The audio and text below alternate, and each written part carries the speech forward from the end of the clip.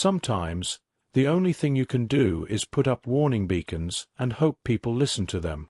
Admiral Kevin Linder Dovanizov, 19th Confederate Space Force Fleet, 8486 PG, at the boundary of the Clownface Nebula Interdiction Zone, 75 light-years outside of the Clownface Nebula. Ch.12 pushed through the limbs, the bushes, stumbled through the thorn vines as he ran. He didn't have a plan on where to go. He had no plan to counterattack, no plan to escape or evade. He couldn't think of any resistance he could put up, wasn't even capable of evasion planning. He was just focused on running. That was all he could do, all he could think of. Run. A bush grabbed his weapon sling, and in a panic he tore the sling off over his head, struggling, fighting through the thorny branches of the bushes, uncaring that he had left his rifle behind. He bounced off a tree trunk that he hadn't cared about in his flight, spinning in place and falling into the dirt and mud. The rain showered down around him, wetting the back of his neck, wetting the fur on his head, running down the back of his armor. Thunder boomed in the sky as he laid in the dirt and mud and wept. Not for the scientists, not for his fellow Dominion soldiers, not even for the Terrors, but for himself. He was dead. It just hadn't caught up with him. He started to shiver as the cold rain soaked through his uniform, moving through the gaps in his armor. He looked up after a long moment, looking at the forest. He'd lost his visor, which meant he could see into the infrared, the colors of heat underpinning the colors of the rest of the visual spectrum. The forest was cold, blues and blacks under the green and brown of vegetation. The moonlight didn't break through the canopy of the trees. He pushed himself to his hands and knees, his hocks shaking with fear and exhaustion. Struggling to his feet, he staggered over and leaned against a tree, the rough bark against the back of one scraped hand. He lifted up his forearm, noting that the armor was scuffed and pebbly. The forearm computer still worked, and he typed quickly. He wasn't far from the dropship. A mile, maybe a mile and a half. He covered his face with his hands and wept, crumpling against the tree. There was no way he could make it. Not with the Terror out there killing every living thing on the planet. There was a loud detonation and a flash back toward the encampment. The noise snapped him out of his weeping. He blinked a few times, letting his eyes breathe as he flicked the inner eyelid a few times. I can make it. Maybe I can make it, he thought. He pushed off, heading toward the dropship that had landed and disgorged 25 troopers. All of them fully armed and armored in powered assault armor. That hadn't helped them. The Terror had killed them all with bare hands, the Duralloy rod, and lightning in minutes. Ch.12 pushed his exhausted legs into motion, moving faster. He moved around the bushes instead of thrashing through them. At one point he tripped, falling on vines that squirmed beneath him. He managed to get to his feet before they could grab him, staggering to the edge of the vine mat. The vines tripped him, and he went down. When he rolled over, he could see 2 thick vines around his foot. Working quickly, he undid his boot, letting the vines pull it away as he scrambled backwards. He heard that terrible bellow again, echoing through the forest. The Terror on the hunt.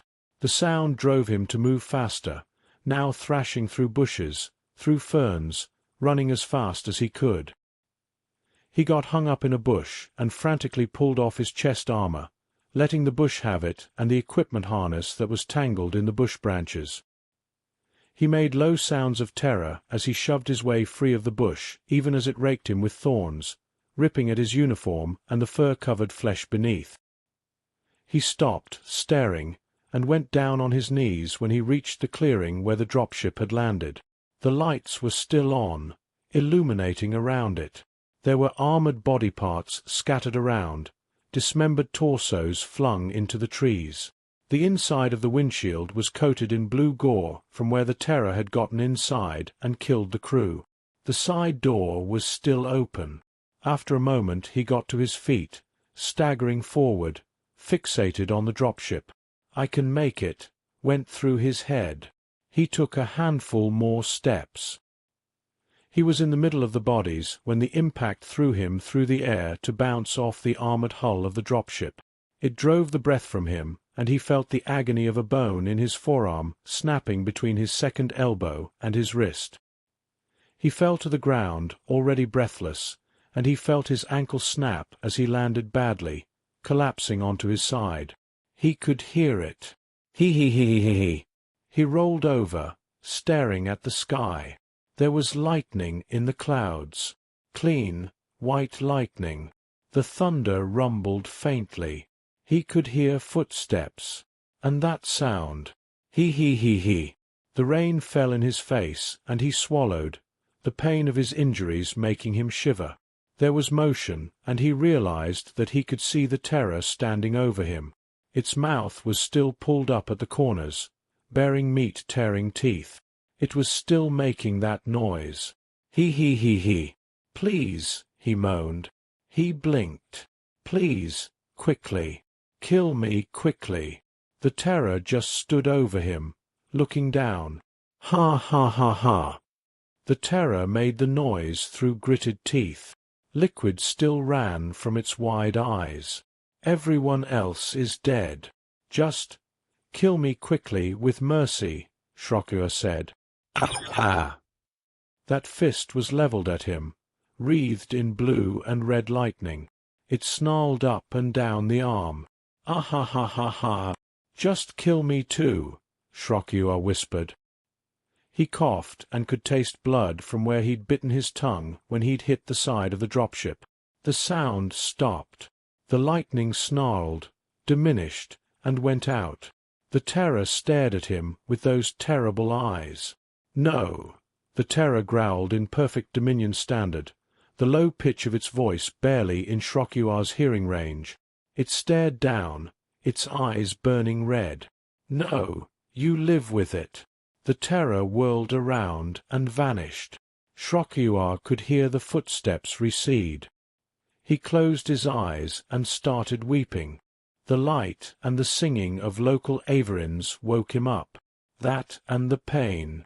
His arm was agony in his mid-forearm. He could feel where at least 3 of his ribs were cracked. His ankle throbbed. His face hurt. Still, he stared at the orange and red hues of the dawn sky. "I'm alive," he thought. He laid there, shivering with pain and cold. "I'm alive." After a few minutes, he rolled onto his side and slowly got up. He cradled his arm as he limped to the dropship. He moved slowly, bent forward and to the side to try to take the weight off of his ribs, moving up the ramp like he was 1,000 years old. The inside of the dropship was a horror show. Tacky, mostly dried blood in green and blue. Limbs ripped from torsos. Crushed heads. Deformed torsos. Slagged plating from lighting. Cracked struts from where the terror had rampaged inside the dropship. The communication station was destroyed. The equipment melted into scrap metal and slag. He sat down in the pilot's seat, ignoring the tacky feeling of mostly dried blood. The ends of the 5-point harness flapped against him as it tried to auto-deploy with no buckles. Ch.12 reached forward and tapped the system. Several times he leaned back with groan. Finally he found what he wanted. The autopilot. He initiated an automatic return and leaned back in the seat, closing his eyes. The ship began to vibrate as it applied power. He heard the ramp retract and the door shut. His ears popped as the ship stabilized atmosphere and did a self-test. Hull integrity still kept the atmosphere inside. He began crying to himself, soft noises, as the ship slowly lifted off, rising up above the trees. It oriented on the troop transport and the engines roared. The acceleration pushed him back in the seat, making him groan in pain as his cracked ribs complained. He closed his eyes, breathing a shallow sigh of relief. I'm alive. The door chime made him look up from where he was sitting on the comfortable couch. Ch.12 reached out and grabbed his cane, using it to help him get up. He moved slowly, limping even with the cane, toward the entrance of his humble domicile. He had escaped to the ship, badly injured. Internal organ damage, bruised, torn and battered muscles, cracked bones, broken bones. He had reported to the High Archon on the ship, then spent the rest of the time in the medical bay. They had transferred him to Strevical Prime, where had told and retold the story 100 times. He had learned that both attempts to land, to seize control of the area around the entombed starship, had ended with the deaths of everyone who had landed. After 5 tries, the Dominion had quit. Ch.12 himself had spent months in the hospital. The blow to his back had damaged his spinal cord, leaving his legs weak and tingly. Some nights he wondered how he had been able to get to his feet, to get into the dropship. He had been separated, with all honors, from the Dominion legions. "No, you live with it." He heard those words over and over in his nightmares. He reached the door before it chimed again, taking a moment to lick his palm and run his palm pads over his head, smoothing his fur. He turned on the lights in the front room, looking around real quick. It was clean. He tapped the plate and the door slid open. Ch.12 stood there and blinked for a moment. A gold-manted, chest high on him, stood in the doorway. On either side of the gold-manted was a black-manted with a rifle, dressed in armor. The gold was dressed in an abdomen wrap, a denim vest on its thorax, and a jaunty little hat. "Citizen second-class Ch.12?" the gold-manted asked in perfect Dominion standard. I am, Ch.12 answered. "I am bringing of tidings, a representative of the Confederacy of Aligned Systems," she said. She made a motion with one blade arm to encompass the 2 black mantids. "These are my personal guards, mandated by my office. May I come in?" Ch.12 knew he would have asked why before his encounter with the Terror. Now he just didn't care. "Sure," he said. He turned away, moving slowly back to the couch, the cane thumping mutedly on the floor. He settled himself on the couch, facing the 2 chairs that had always sat empty, and the Tri-V that he never watched. The black mantid that came in first moved over by the patio door, checking it. "I don't know if it opens," Ch.12 shrugged. "Never cared enough to try." The other stayed by the door as the gold-manted came in and carefully sat down. "Do you know why I am here?" the gold asked. Ch.12 just signified negative. He not only didn't know, he wasn't sure he cared. "My office thought you'd like some closure," the gold-manted said. Ch.12 gave a slight chuckle. "Closure for what?" The gold fixed him with a stare. "The incident." Ch.12 closed his eyes and swallowed thickly. "I just live with it." "The memories," the gold said. Ch.12 just nodded, his eyes still closed. "More than other species, mine knows what you went through," the mantid said softly. "How?" he asked. "We fought them, glassed their planet," the gold said. "They responded by landing in force on our homeworld and every other world we claimed. For nearly 10 years we fought them. They fought us everywhere, in the ruins of their cities and ours, howling that terrible hunting cry." Ch.12 opened his eyes and stared at her. He didn't know much about mantids, but he could tell low-key distress when he saw it. "Now, my ancestors faced what you did," Bringing of Tidings said softly. She shivered. The Terrors, blew a hole through our genetic memory so big that even generations as far removed from those ancestors as mine hear the screams of terror rage in our dreams. Ch.12 just noded.